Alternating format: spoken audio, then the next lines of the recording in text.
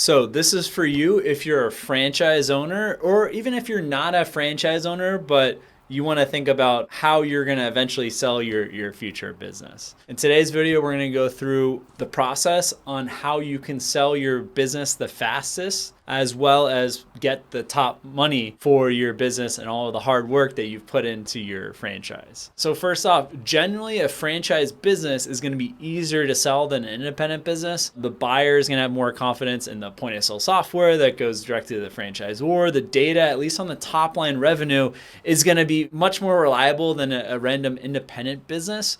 So the due diligence process should go faster for the buyer, which will speed up the process, as well as some franchise systems have a higher multiple on the exit. So like at Dunkin' Donuts, it might be 6-7 times EBITDA. The earnings that you make from the business, you can sell for 6 or 7 times that. There is the bad side though on the multiple side for franchises. Say you have a property management business that you build up to 500 doors. It might be better for the acquiring target, if it's a strategic investor, not to have the franchise brand because they already have their own systems. They want to incorporate it under their own brand. So that might bring the value down a bit, and something to look at if you're in an industry that's regularly getting bought up and rolled up by private equity, how the franchise agreement is, and if you can somehow sell your business without keeping the franchise brand. But overall, franchises in the top brands are going to make you more money on the exit compared to similar independent businesses. So if it's a top brand coffee shop like Dunkin' Donuts, a licensed Starbucks model, and you're selling that, you're going to get more money than if you just have an independent coffee shop.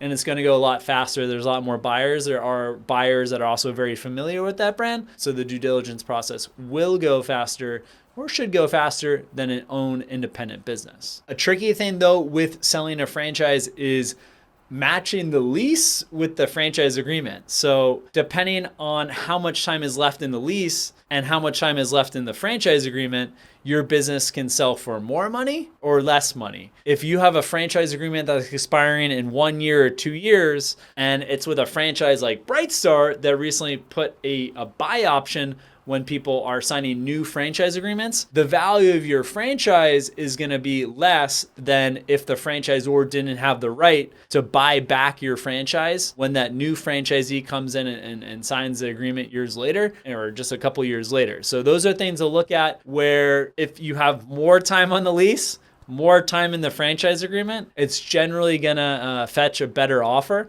than if your franchise agreement's coming due and the new franchise agreements have a higher renewal rate or more onerous terms on the franchisee than the one that you signed as the franchise seller. So, time to sell your franchise. Who do you go to? Number one, if you have a good relationship with the franchisor, be upfront, be forthcoming. Why do you want to sell? Is it a different business venture? Are you looking to move across the country? Number one is going to be the franchisor, either the founder, president, owner themselves, or some senior member of the franchise team, and try to keep it in confidence. After that is going to franchisees in your adjacent area that might want to expand, and they could be a good candidate to buy your franchise.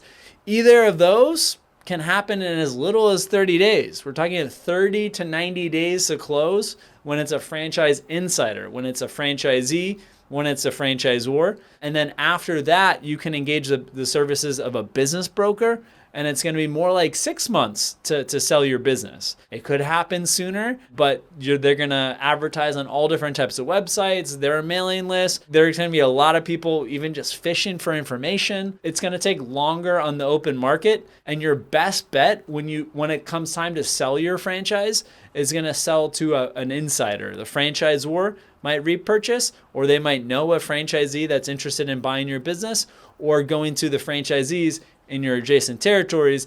And definitely be sure to build those relationships with your franchisees, and it should be a friendly competition, and hopefully you're not encroaching on each other's territories already, and there's an opportunity that you're providing to another franchisee in your system. So there you have it, how to sell your business fast and for top dollars. Those industry insiders are going to be your best bet. In summary, selling your franchise business fast, franchisor or other franchisees, top dollars is going to be across the board, but ideally a strategic investor. So it could be a private equity fund, it could be a roll-up, and someone that is really interested as you have the development rights to open up another 20 Dunkin' Donuts, and they're going to take that into consideration and pay you a nice multiple.